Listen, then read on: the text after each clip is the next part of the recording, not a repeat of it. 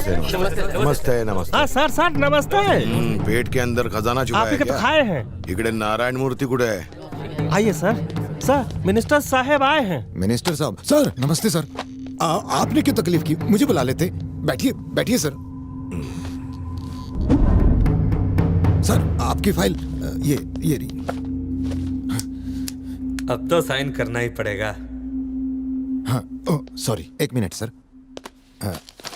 Sir actually approved plan के accordingly building की height 50 metre से ज्यादा नहीं हो सकती, लेकिन आपकी बिल्डिंग की हाइट 80 मीटर है। कॉमन एरिया में 40% स्पेस चाहिए, पर अभी 20% से भी कम है। सेटबैक एरिया 6 मीटर होना चाहिए, आपने 2 मीटर से भी कम रखा है। आप खुद चेक कर सकते हैं सर। मॉल के वेस्ट साइड में एक स्कूल है और ईस्ट में पेट्रोल पंप है, साउथ में एक हॉस्पिटल है। बिल्कुल सेंटर में है ये, मॉल के लिए जबरदस्त। भगवान ना करे कल को कोई फायर एक्सीडेंट हो जाए तो फायर ब्रिगेड के व्हीकल्स के लिए जगह ही नहीं मिलेगी। एक तरफ पेट्रोल पंप है, स्कूल है जहां हजारों बच्चे पढ़ते हैं, मॉल में भी हजारों लोग आएंगे। कल कोई एक्सीडेंट हो जाता है तो लोगों की जान जा सकती है सर। इतने सारे प्रॉब्लम जानने के बाद मेरा साइन करना गलत होगा। काय बोलतो? इतने प्रॉब्लम है तो फिर ट्रैफिक ने, पुलिस ने, अर्बन डेवलपमेंट डिपार्टमेंट ने बिना देख के साइन कर दिया क्या? मैं भी साइन करूं क्योंकि उन्होंने गलत काम किया है। अरे डोका फिरले काय तुझं? खुद को सुप्रीम कोर्ट का जज समझता है या फिर बिल पास करने वाला प्रेसिडेंट है? आफ्टर ऑल तू एक सरकारी नौकर है। चल सही कर। I am really sorry sir. आपने मुझसे कहा, दूसरों ने साइन कर दिए, अब मैं कुछ कहता हूँ। एक ऑफिसर इलीगल काम करता था, उसने बेकार स्कूल बसों को चलने का परमिट दिया। ब्रेक फेल होने से उन बसों का एक्सीडेंट हुआ, सैकड़ों बच्चों की जानें गईं। एक्सीडेंट में हुई मौतों का असली जिम्मेदार वो ऑफिसर है जिसने परमिट दिया। क्यों? किसी ने कुछ पैसों से उसका साइन खरीदा और उसने बच्चों की मौत पर साइन कर दिया। अंग्रेजों के राज में बने हुए कई पुल आज भी वैसे ही खड़े हैं जैसे वो सैकड़ों साल पहले खड़े थे, लेकिन हमारे करप्ट बिल्डर्स के बनाए हुए पुल बनने से पहले ही गिर जाते हैं। क्यों क्यों होता है ऐसा? उन बेईमानों की वजह से जिन्होंने ईमान बेचकर साइन किए। सरकारी अधिकारियों के साइन को कभी कम मत समझना सर। अगर सीधे शब्दों में समझाऊं तो चाहे किसी के जन्म का प्रमाण पत्र हो या किसी के जिंदा रहने का प्रमाण पत्र, चाहे किसी के मरने का ही सत्यापन क्यों ना करना हो, उसके लिए एक सरकारी अधिकारी का साइन चाहिए होता है। जिसका मतलब है एक साइन की अहमियत तय करती है कि किसी इंसान का पास्ट, फ्यूचर और प्रेजेंट क्या होगा। एक सरकारी अधिकारी का साइन उस सरकार से कहीं ज्यादा बड़ा होता है जो हर 5 साल में बदल जाती है, लेकिन उस साइन का महत्व हमेशा रहता है। कानून जनता के लिए बनाए जाते हैं, न कि आप जैसे कुछ लोगों के लिए। 23 साल की ईमानदारी को आपके लिए नहीं छोड़ूंगा। नमस्ते, चले जाइए यहाँ से। तू जानता है किससे बात कर रहा है? तुझे पता है तू किससे बात कर रहा है? 25 साल से पॉलिटिक्स में हूँ, लेकिन इतना ईमानदार ऑफिसर आज तक नहीं देखा मैंने। कितना सॉलिड समझाया कि साइन क्यों नहीं कर सकता। अब यह हमारे कमीनेपन पर निर्भर करता है कि इसे साइन कैसे करवा ले। ये साइन करेगा? जरूर करेगा। परत भेटूया साहेब।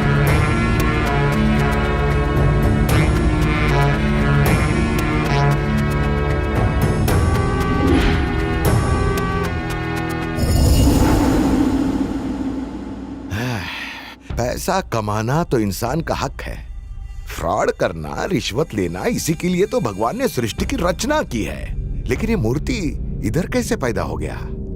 ओह, इसका मतलब भगवान से भी कभी कभी उल्टे हाथ से पांच से पढ़ के गलती हो ही जाती है। लगता है किसी घटिया डॉक्टर ने इसे ईमानदारी का इंजेक्शन देके भगा दिया। ये दुनिया का पहला प्राणी है जो ईमानदारी का पोस्टर लेके घूम रहा है। कैसे भी करके इस नारायण मूर्ति के अंदर करप्शन का वायरस घुसेड़ते हैं। अरे गजा जी सर। बचपन में जेब काटते वक्त मुझे पुलिस ने पकड़ा और बहुत मारा।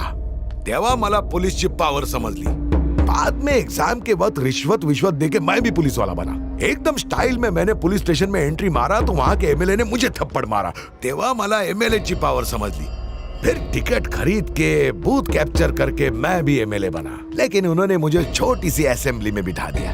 मैंने स्पीकर को पूछा क्यों, तो वो बोले तो मिनिस्टर नहीं है ना, म्हणून में मिनिस्टर बन लो। लेकिन आज उस ऑफिसर ने मुझे मेरी औकात दिखा के जीरो बना दिया। मेरे पास पैसा है, प्रॉपर्टी है, पावर है, पर उसके पास ईमानदारी का फुगा है जिसकी हमें हवा निकालनी है। ईमानदारी चुभती है, उसके दामन पे ऐसा दाग लगाऊंगा कि 30 साल की ईमानदारी चूर चूर हो जाएगी। मुझे फाइल पर उसकी साइन चाहिए। सही पाइजे।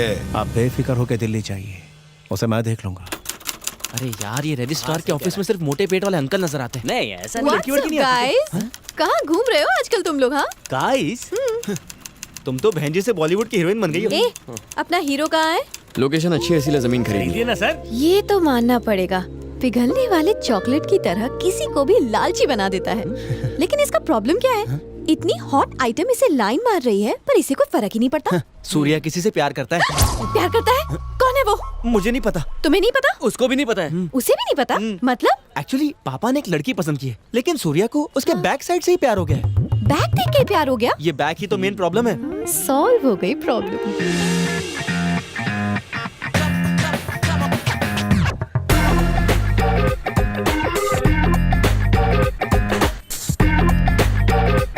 सुना है बैग देखकर ही लड़की से लव हो गया। खैर ये सब बातें छोड़ो, मुझे देखो। वैसे लड़की का बैग देखना बैड मैनर्स होती है, फ्रंट देखना है।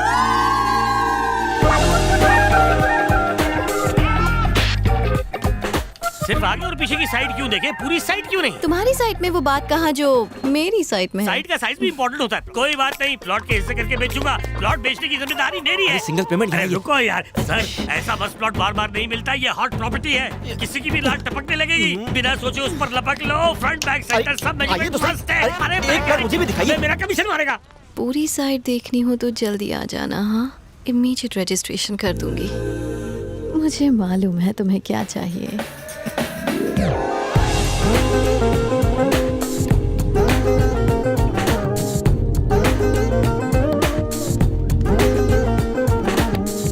कुछ कहना है? क्या कहूँ, अपना रंगीन चश्मा देकर बहुत बड़ी गलती की। तुम्हारा सादा चश्मा ही ठीक था।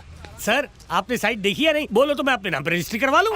इन्हें साइट पसंद है, इनके नाम से रजिस्ट्री करवा लो। मैडम मेजरमेंट कोई भी हो, आप यस बोलिए, मैं अपने नाम पे बुक करवा लूंगा। रजिस्ट्री तो होगी, लेकिन सिर्फ सूर्या के नाम पर। मेरा नाम प्रसाद है। पेमेंट करने के बजाय इसने तो मुंह पे रजिस्ट्री छाप दी। भाई आधे घंटे में गुड न्यूज मिल जाएगी। तेज चला, कुचल डाल।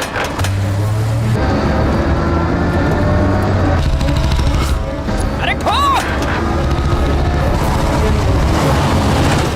बच गया। सूर्या कहां से आ गया? अबे साइड ले, साइड ले।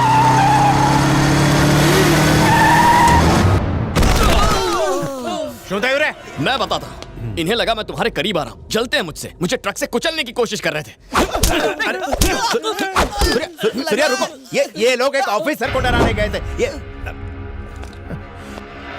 एक मॉल बन रहा है जिसकी कीमत 300 करोड़ है। एक ऑफिसर ने कंस्ट्रक्शन रुकवा दिया, उसी का टेंशन है मुझे।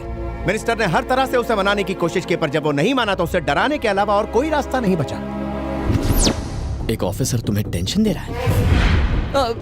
कौन चाहिए ऑफिसर? वो क्या नाम है उसका? उसका नाम कोई भगवान का नाम था। नाम मैटर नहीं करता। गजा, उसकी तरफ से बेफिक्र हो जाओ। आज से वो मेरा टेंशन है। पापा हमेशा कहते हैं प्रॉब्लम सॉल्व करने का एक फॉर्मूला है, और वो है साम दाम दंड और भेद। क्या समोसा?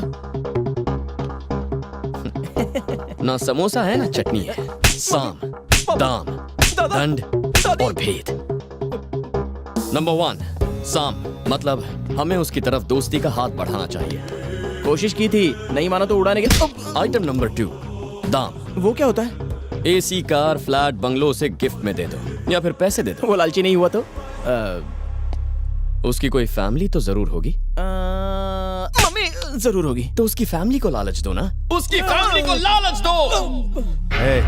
सूर्या ने जो कहा वो करो। देख रहा है गोलू, टाइम पे ऑफिस जाता है। थैंक्स। हे, वो मेरा हेडफोन है। अरे पागल, क्या तेरा क्या मेरा? जो तेरा था अब मेरा है। रुको।